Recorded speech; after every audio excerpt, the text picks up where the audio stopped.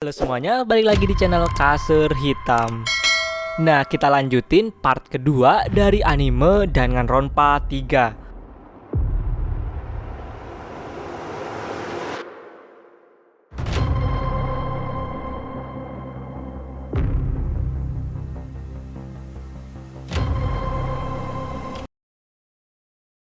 Kita balik lagi ke masa sekarang, mereka semua pun udah kebangun.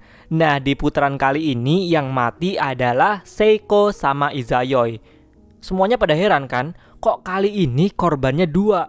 Padahal menurut peraturan Monokuma, setiap putaran tuh penyerangnya cuma boleh bunuh satu orang.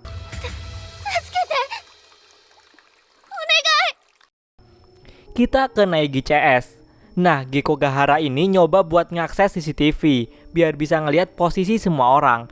Dia nemuin Tengan yang udah mati dibunuh sama Munakata. Ngelihat itu Naegi langsung ngerasa bersalah banget coy.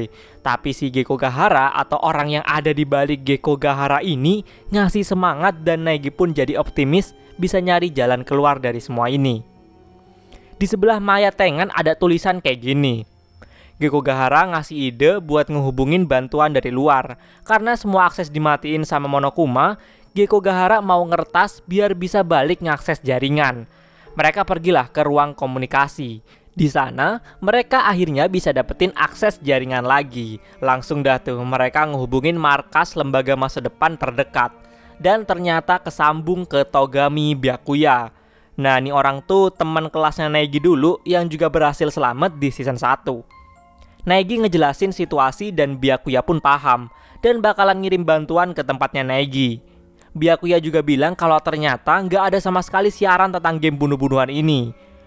Togami juga bilang kalau Munakata ini diem-diem ngirim pasukan ke Pulau Jabberwock buat musnahin sisa-sisa keputusasaan. Jadi di pulau itulah Naegi tuh nyelamatin kakak-kakak kelasnya buat ikut program New World Program. Nah, sebenarnya program New World ini nih ada di game Danganronpa 2 coy, yang nyeritain tentang kelas 77B yang diselamatin sama Naegi. Telepon pun kemudian dimatiin. Jadi Togami ini sengaja nggak ngasih tahu kalau sebenarnya Gekko Gahara yang sama Naegi itu tuh palsu, karena yang asli udah mati beberapa hari lalu. Karena takutnya malah Naegi nanti diapa-apain sama yang palsu itu. Togami langsung meritain adiknya Naegi yang namanya Komaru sama Fukawa, teman sekelasnya Naegi yang juga berhasil selamat di season pertama.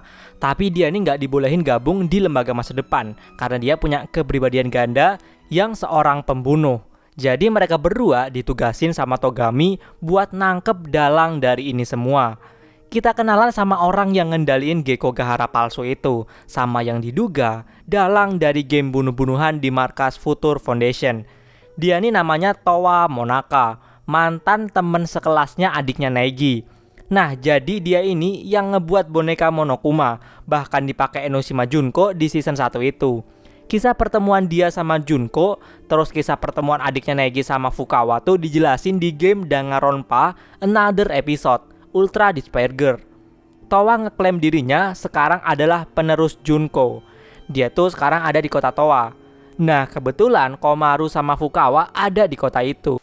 2代目江島純子東亜モナカがあの未来機関をこの世界を徹底的に絶望的に絶望させるのだ。 Nah, di kota itu juga ada beberapa anak yang lain. Jadi mereka ini juga mantan teman sekelasnya Fukawa Towa sama adiknya Naegi. Satu SD di SD Puncak Harapan. Selain ada SMA, Puncak Harapan itu juga ada SD-nya. Kisah mereka pun dijelasin di game Another Episode itu. Komaru sama Fukawa langsung mau datang ke gedungnya Towa. Walaupun pasukan Monokuma yang ngehadang, mereka berhasil ngalahinnya. Mereka masuk di gedung dan disambut sama Towa. Si Towa ini ngeluarin robot Gundam ciptaannya. Baru aja mau dilawan sama dua orang ini, lah Towa tiba-tiba nyerah gitu aja cuy. Hai, kosong. Katanya dia udah bosen dan mau kayak gimana pun nanti ya ujung-ujungnya pihak harapan lah yang bakalan menang. Dua orang ini datengin Towa yang ternyata sekarang ada di sebuah mobil van. Towa ngejelasin kalau dia tuh bukan dalangnya. Bukan dia tuh nggak ada hubungannya sama game bunuh-bunuhan antar petinggi Future Foundation itu. Dia cuma pengen ngamatin Naegi dari deket aja. dia cuma sebagai pengamat katanya. Tapi kalau Gekohara yang asli emang dia yang bunuh. Dia udah nggak pengen jadi keputusasaan gara-gara Komaeda. Jadi Komaeda itu salah satu anak kelas 77B yang jatuh di keputusasaan. Dia ngasih salam pamitan lah tentang Neji. Yang tiba-tiba mobil ini pun terbang. Kata Towa, dia mau ngasingin diri ke bulan. Dari situ Komaru ini ngabarin abangnya dan bilang kalau Gekogahara yang ada sama Neji itu tuh palsu. Komaru bilang kalau katanya Towa pas sebelum terbang ngomong kalau teman sekelasnya Neji bakalan ada yang mati gara-gara kesalahannya Neji. そうそうお兄ちゃん大変なことが分かったんだよお兄ちゃんのせいで誰かが死んじゃうかもしれないって Kita balik lagi ke masa lalu di Despair Arc. Ada Hinata, murid dari jurusan cadangan, yang lagi ngulik-ngulik info tentang sekolahannya. Dia lagi mikir-mikir tentang tawaran yang dikasih sekolah ke dia. Dia ini sebenarnya pengen masuk jurusan utama, tapi ya kayak mana, dia tuh nggak ada bakat sama sekali. Dia punya waktu 7 hari buat mutusin tentang tawaran dari pihak sekolah ke dia. Karena si Hinata ini terus-terusan ngeliatin ke arah gedung utama, ada teman sekelasnya yang notice. Ngapa lu liatin ke sana terus? Nih cewek namanya Natsumi Kuzuryu. Dia ini ternyata adiknya Fuyuhiko, anak kelas 77B di jurusan utama, si super duper Yakuza itu tuh. Dia tuh masuk jurusan cadangan ini nggak dapat temen, karena pas baru kenalan di depan tuh udah kayak songong banget gitu. Kata nih cewek, dia tuh bakalan ngelakuin apa aja biar bisa masuk ke jurusan utama. Bahkan dia pengen nyingkirin salah satu cewek yang ada di jurusan utama, yang lagi sekelas sama abangnya. Ada cewek kelas lagi dateng dan ngamuk ke Natsumi, gara-gara berani-beraninya mau ngapa-ngapain temennya yang di jurusan utama itu. Yang ternyata itu tuh Koizumi, murid super duper fotografer yang dimaksud. Jadi Koizumi plus 2 cewek yang di jurusan cadangan ini dulu tuh satu SMP, bahkan satu klub fotografi. Tapi karena Koizumi yang paling bagus bakatnya, dialah yang kepilih masuk jurusan utama. Kita ke abangnya Natsumi, dia lagi ngobrol sama Pekoyama. Jadi dulu Pekoyama ini bawahannya Fuyuhiko, pas Pekoyama jadi pembunuh bayaran. Mereka berdua tuh lagi ngobrolin tentang adiknya Fuyuhiko yang sekarang masuk ke jurusan cadangan. Kita ke Nanami sama Hinata yang lagi main game bareng di taman pas jam istirahat. Nah, Hinata ini masih kepikiran terus tentang tawaran dari sekolah itu. Karena kalah main game sama Nanami, Hinata jadi pesimis tentang dia yang gak punya bakat ini. Tapi kata Nanami, hidup itu gak melulu tentang bakat. Karena bakat pun gak bakal ngejamin hidup bakalan menyenangkan. Ngedenger kata-kata itu Hinata agak tercerahkan. Dia bilang walaupun gak ada bakat masih ada yang namanya harapan. Hinata ini baliklah ke kelasnya. Di ujung lorong dia ngelihat Sato sama Natsumi ini lagi adu mulut. Gara-gara Natsumi ngata-ngatain Koizumi tadi.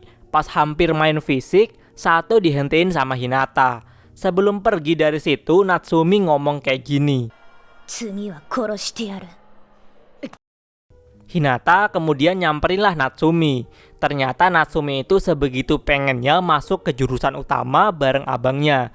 Karena dia nggak mau ketinggalan sama abangnya. Dia pengen selalu di sisi abangnya. Besoknya tiba-tiba di kelas Hinata banyak polisi cuy. Ternyata Natsumi malah jadi korban pembunuhan.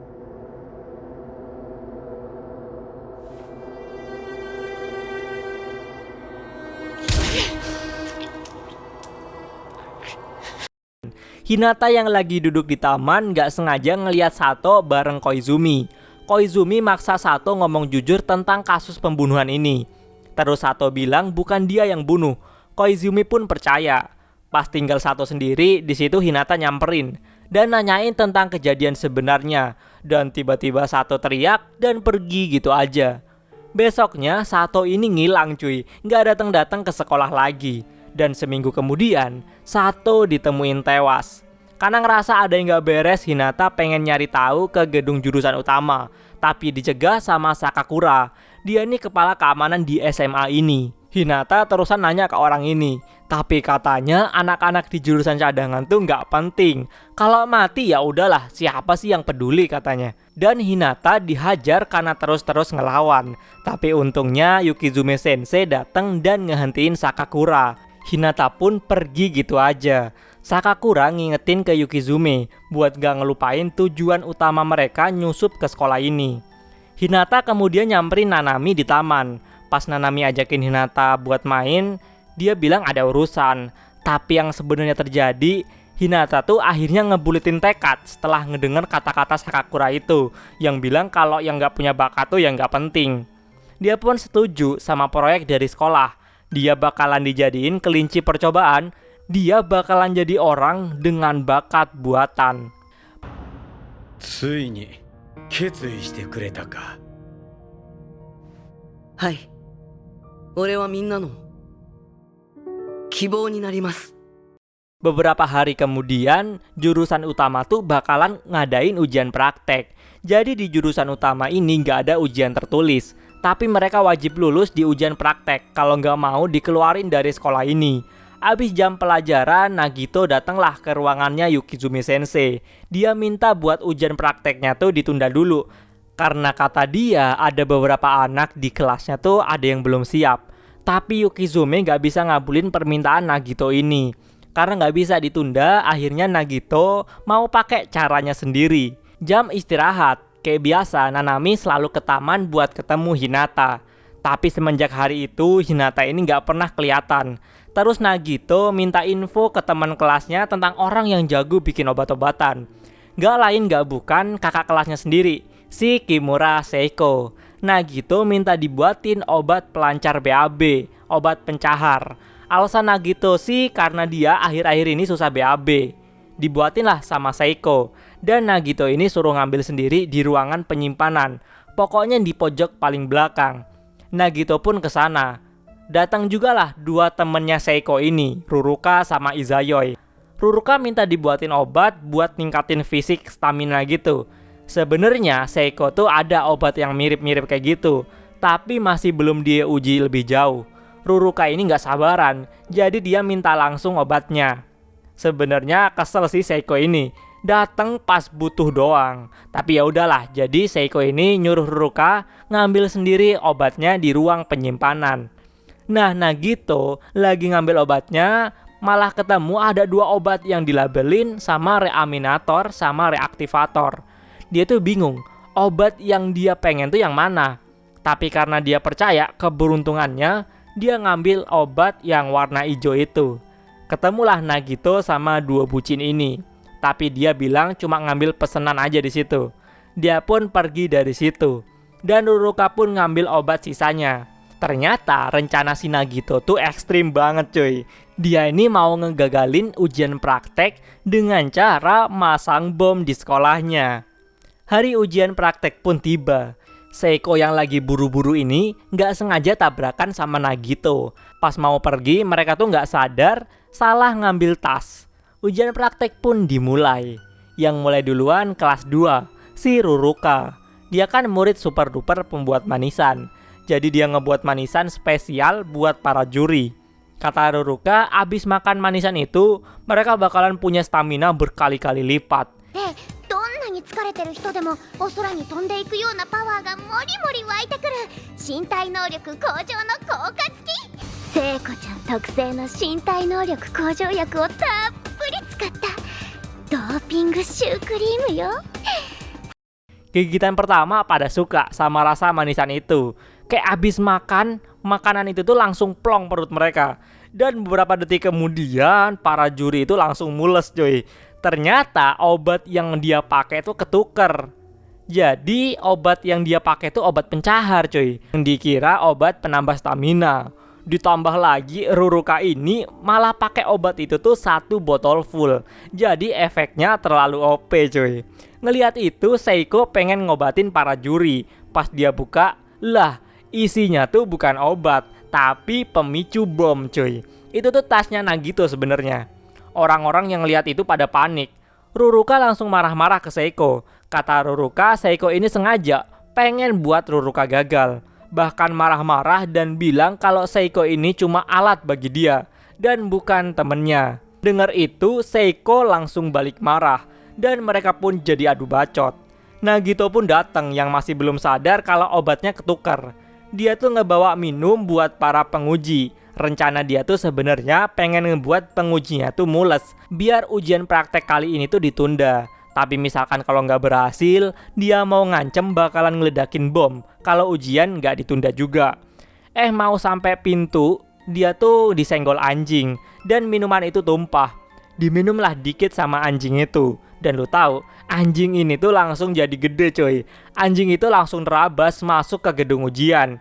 Karena panik ngelihat anjing gede kayak gitu, nggak sengaja mencet pemicu bom itu. Dan gedung sekolah pun meledak. Untungnya nggak ada korban jiwa di ledakan kali ini. Yukizume Sensei datang dan ngelihat Nagito ada di depan gedung itu. 何もかもうまくいかないと思ってたら、なんだ、何もかもうまくいって、結局いつも通りだったか。 Jadi dia diinterogasi lah sama Yukizume Sensei. Nagito bilang kalau bakat itu tuh segalanya. Makanya dia nggak pengen teman-temannya gagal di ujian ini. Biar persiapannya makin banyak, dia pengen nunda ujian. Dia nggak peduli sama dirinya sendiri yang dia anggap sampah karena bakatnya tuh cuma modal hoki doang. Tapi Yukizume negasin kalau Nagito itu bukan sampah. Akhirnya kepala sekolah ngasih tindakan. 3 anak kelas 2 dikeluarin karena kejadian itu. Terus Nagito yang diduga, ini masih diduga jadi dalang dari semua ini pun diskors. Wali kelas 1B angkatan 77 nggak dibolehin ngajar dulu. Sama wakil wali kelasnya, si Yukizume Sensei bakalan ditransfer ke jurusan cadangan. Yukizume ini ke kelas buat pamitan. Dia bilang ke anak-anak didiknya kalau Nagito tuh nggak salah. Dia tuh sebenarnya peduli banget sama teman-temannya. Makanya itu dia rela-relain berkorban ngelakuin kayak gitu. Tapi cuma caranya aja yang salah. のバカが何かやったのか。小前田くんはね、クラスのみんなのことを考えて、みんなのために頑張ったの。 Kita balik lagi ke Future Arc, di mana Hagakure yang ada di luar ini ditembakin helikopter yang dikendalin sama Monokuma. Tapi untungnya dia selamat, karena diselamatin sama Togami. Kita ke Naegi yang ada di dalam. Nah, dia ngelihat Gekko Gahara palsu yang sekarang ini malah jadi mode tarung cuy. Mereka berdua pergi dari situ. Malah kali ini ketemu sama Munakata. Untungnya Gekko Gahara mode tarung inilah yang ngelawan Munakata, karena dia ngedetek Munakata itu tuh musuh. Tapi EZ lah bagi Munakata, pakai kekuatan pedang apinya berhasil ngalahin robot ini. Kita ke Kirigiri. Mereka tuh ada di ruangan itu lagi ngebongkar semua perangkap yang dipasang sama Izayoi di situ. Ruruka tiba-tiba pura-pura jatuh di tumpukan jebakan itu. Sebenarnya dia ngambil sebuah remote. Sakakura tiba-tiba muncul di situ dan ngehajar semua orang. Ketahuanlah akhirnya tindakan terlarangnya Sakakura. Dia kan mantan super duper petinju. Tapi dari awal game ini dimulai, dia nggak pernah pakai tangannya. Ternyata tindakan terlarangnya tuh bertarung pakai tangan kosong. Kizakura ini berhasil mancing Sakakura biar kena jebakan yang dipasang sama Izayoi.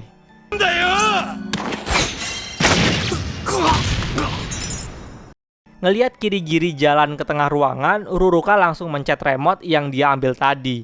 Dan boom, kebentuk lubang di lantai. Kirigiri hampir jatuh, tapi untungnya diselamatin sama Kizakura. Dia ngorbanin dirinya. Jadi tindakan terlarang Kizakura tuh ngebuka kepalan tangan kanannya. Tapi dia ngelanggar itu tuh demi nyelamatin Kirigiri. Karena dia pernah ada janji sama bapak Kirigiri, bakal ngelindungin Kirigiri ke apapun yang terjadi. Ruruka mulai rencana buat ngabisin semuanya. Dia maksa Sakakura makan manisannya dan ngedaliin dia. Kirigiri langsung sadar kalau yang ngebunuh Izayoi itu Ruruka. Tingkahnya tuh aneh banget dari tadi soalnya. Kirigiri nenangin Sakakura biar nggak nyerang dia, karena dia mungkin bakalan bisa ngungkap misteri ini semua kalau Kirigiri nggak dibunuh. Kirigiri nyimpulin kalau Izayoi itu mati karena tindakan terlarangnya. Karena pas mayat Kirigiri cek, ada tanda-tanda kena racun dari gelang. Buat mastiin tindakan terlarangnya apa, Kirigiri nyicipin air liurnya Izayoi yang manis. Berarti tandanya, Ruruka ini maksa Izayoi makan manisannya. Jadi ternyata tindakan terlarangnya Izayoi itu nggak boleh makan sesuatu. Kirigiri bilang, motif Ruruka ngebunuh karena pintu rahasia ini. Jadi Kirigiri nebak tindakan terlarang Ruruka adalah ngebiarin ada yang keluar dari arena permainan. Kita ke beberapa jam sebelumnya. Abis Izayo nemuin pintu rahasia, dia bilang ke Ruruka. Dia juga tahu tindakan terlarang Ruruka. Buat ngelindungin Ruruka, dia masang banyak jebakan di ruangan itu, biar nggak ada yang berhasil kabur dari situ. Tapi karena Ruruka ini takut dihianatin sama cowoknya, dia malah ngebunuh Izayoi dengan cara Ruruka nyium Izayoi. Nah, di momen itu Ruruka ngasih manisan dari mulut ke mulut. Izayoi yang bucin parah pun ini cuma bisa pasrah, dibunuh sama pacarnya sendiri. Kirigiri bareng Mitarai pergi dari ruangan itu, sedangkan Sakakura nyoba buat ngebuka pintunya. Di sebelahnya ada Ruruka yang bujuk biar nggak keluar. Kita keluar gedung, di mana Togami bareng Hagakure berhasil ngeledakin reruntuhan yang ngehalangin pintu masuk gedung itu. Pasukannya Togami pun langsung masuk. Nah, ada yang ceroboh cuy. Dia nggak sengaja nyentuh mbak-mbak yang dikira pingsan. Ternyata itu tuh robot. Auto lah ngaktifin peledak yang ada di gedung itu. Pondasi gedung itu jadi roboh dan tenggelam ke bawah. Sakakura akhirnya berhasil ngebuka pintu rahasia itu. Tapi dia kaget pas keluar ternyata dia malah ada di bawah laut kayak gini. Nah, alasan Kirigiri nggak ikut keluar dari situ karena dia tuh udah sadar kalau itu tuh pintu keluar palsu. Karena sebenarnya dia tuh dari awal udah sadar kalau mereka tuh ada di gedung lain. Jadi dari awal game dimulai, sebenarnya mereka tuh dipindah ke gedung bawah yang dibuat mirip sama gedung atas. Jadi pas gedung ini runtuh tadi, makin tenggelam tuh sampai-sampai gedung bawah tanah tuh bisa ngelihat laut. Kirigiri curiga, Munakata lah dalangnya, karena dia kan yang ngebangun gedung ini. Ketemulah Kirigiri sama Naegi. Nah, Naegi ini kepikiran kata-kata adiknya itu. Katanya temannya Naegi itu bakalan ada yang mati gara-gara si Naegi ini. Tapi Kirigiri nyemangatin Naegi. Kirigiri bilang, apapun yang terjadi, Naegi nggak boleh nyerah. Kita ke Sakakura. Abis dia nggak bisa keluar dari pintu rahasia palsu itu, dia nemuin Munakata. Lah malah tiba-tiba Munakata ini nebas si Sakakura ini. Waktu di putaran ini pun habis. Mereka yang masih hidup pun disuntik obat tidur kayak biasanya. Di putaran kali ini yang mati Ruruka cuy. Naegi seneng banget kelompoknya ini nih masih pada hidup. Tapi pas ngeliat Kirigiri kok nggak bangun-bangun. Ternyata Kirigiri pun mati di putaran kali ini. Jadi mereka ngecek tindakan terlarang di gelang Kirigiri. Barulah mereka sadar kalau tindakan terlarang Kirigiri itu dilanggar, yaitu ngebiarin Naegi hidup sampai putaran batas waktu keempat. Naegi yang lihat itu shock banget cuy. Beneran ada yang mati gara-gara dia. Munakata ngomong di speaker. Harapan yang Naegi ucapin tuh cumalah omong kosong doang. Dia nantangin Naegi buat ketemu. Munakata ini berhasil tahu tindakan terlarang semua orang karena dia berhasil ngambil HP yang jadi otak Gekogahara palsu itu. これで分かっただろう。お前の詭弁がどれだけ無意味なことか。 Kita pindah lagi ke Despair Arc. Kita dibawa ke masa kecilnya Mitarai Ryota.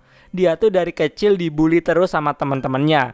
Sampai akhirnya ada suatu anime yang ditonton dia dan ngubah hidupnya. Karena itulah dia belajar mati-matian buat bikin anime. Sampai akhirnya dia direkrut masuk ke SMA Puncak Harapan. Kita ke Yukizume Sensei. Abis masalah pas ujian praktik itu kan Yukizume dipindahin ke jurusan cadangan.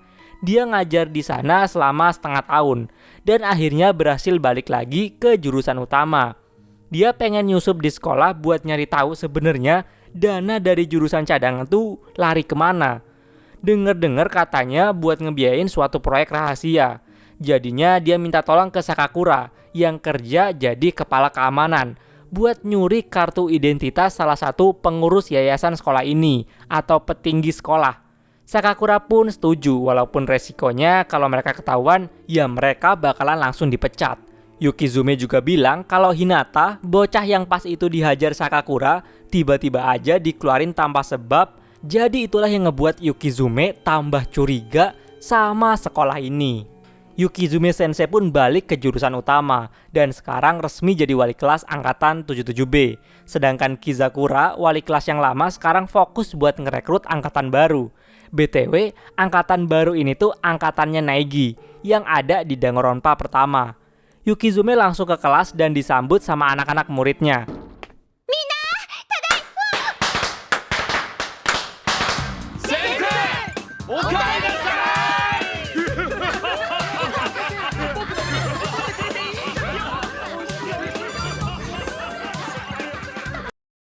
Nah, kita bakalan tahu nih kalau Ryota Mitarai, super duper animator yang gendut yang selama ini masuk kelas tuh sebenarnya palsu. Sedangkan yang asli lagi mati-matian ngebuat anime. Mereka berdua sengaja kerjasama kayak gitu. Mitarai ini pengen banget nyelesain animenya biar bisa bikin orang bahagia, sampai-sampai dia lupa makan dan gak jaga kesehatannya. Kita pindah ke bandara, di mana kali ini kita bakalan ngelihat si antagonis utama di semesta Danganronpa ini. Dia tuh Enoshima Junko. Jadi dia ke bandara buat jemput kakak kandungnya yang namanya Ikusaba Mukuro. Jadi mereka berdua ini kepilih buat masuk SMA Hopix angkatan 78 dengan julukan murid super duper model. Sedangkan si Ikusaba Mukuro itu murid super duper tentara. Mereka berdua inilah yang bakalan jadi dalang kerusuhan di anime ini. Kita balik ke Mitarai. Dia maksa buat terus-terusan begadang sampai-sampai akhirnya tumbang juga. Nah, Mitarai palsu ini langsung ke sekolah buat minta tolong ke Mikan, teman kelasnya yang seorang super duper perawat. Mitarai ini disuruh istirahat dulu sama Mikan. Kita pindah ke Hinata yang jadi kelinci percobaan program rahasia ini. Dia dimasukin di sebuah kapsul gitu, dan tubuhnya bakalan ditanemin seluruh bakat-bakat dari murid SMA Hopix yang pernah ada. Nah, dia bakalan jadi murid super duper harapan, yang nantinya bakalan jadi OP banget karena ditanam banyak bakat-bakat, dengan konsekuensi ngehapus sebagian besar emosinya sama kepribadiannya. Abis dia bangun dari operasi ini, dia jadi pribadi yang baru dan dikasih nama Izuru Kamukura. Diambil dari nama pendiri sekolah Puncak Harapan ini. Yang kasihannya tuh si Nanami, temennya Hinata itu. Dia nggak tahu kejadian yang sebenarnya. Jadi setiap pulang sekolah selama setengah tahun, dia selalu nungguin di depan jurusan cadangan dengan harapan siapa tahu bisa ketemu lagi sama Hinata. Besoknya di kelas 1B angkatan 77 ini, mereka mau pindahan karena minggu depan bakalan udah jadi kakak kelas. Sakakura akhirnya berhasil nyuri salah satu tanda pengenal punya anggota komite sekolah yang nantinya bakalan dipakai Yukizume buat nyusup ke dalam bangunan sekolah. Di momen ini Sakakura ngeliat Yukizume tuh kayak cinta banget ke Munakata. Bahkan dia bilang kayaknya dia tuh nggak ada kesempatan lagi. Apakah ada cinta segitiga di antara mereka? Kelas 1B angkatan 77 ini sekarang udah resmi nempatin gedung baru. Oh ya, jangan lupa ada satu murid yang masih diskors. Dia tuh Nagito, yang masih diskors gara-gara jadi dalang ngebom sekolah pas itu. Malamnya Yukizume Sensei pun nyusup ke sekolah. Dia pengen nyari tahu tentang proyek rahasia itu. Sampailah dia di salah satu ruangan punya petinggi sekolah. Di komputer itu dia akhirnya tahu tentang proyek Kamukura yang dijalanin sama Hinata. Kaget dong, ini mah udah nggak bener coy. Udah masuk jadi proyek eksperimen manusia. Kita ke Enoshima Junko. Ternyata diem-diem dia berhasil nyulik salah satu petinggi atau anggota komite sekolah. Dia ngulik-ngulik informasi tentang proyek Kamukura ini. Udah dapat info Junko bareng saudaranya itu tuh pergi langsung ke sekolah malam itu juga. Buat ngebuka pintu rahasia yang ada subjek penelitian, mereka sampai-sampai nyongkel mata orang tadi. Dan di dalam sana ada Hinata yang sekarang kita sebut Kamukura. Jadi tujuan Junko tuh mau ngajak kerjasama gitu. Tapi Kamukura ini nggak minat. Tapi Junko ngeprovokasi. Katanya kalau Kamukura ini gabung sama dia, bakalan ada yang seru. Junko pun langsung dihajar sampai pingsan. 全てを手にして全てに退屈した鎌倉いずる。あんたを救えるのは絶望だけ。私だけよ。これは絶望的に運命的な出会いなのよ。 Sebelum pergi, Kamukura ini bakalan nunggu Junko karena dia tuh pengen tahu apa sih yang mau ditunjukin ke dia. Besoknya Junko bangun dari pingsannya. Dia ada di rumah sakit sekolah. Pas keluar, dia papasan sama Ryota Mitarai yang emang lagi mau kontrol kesehatan di rumah sakit itu. Junko langsung bilang kalau pertemuan mereka berdua tuh kayaknya udah ditakdirin.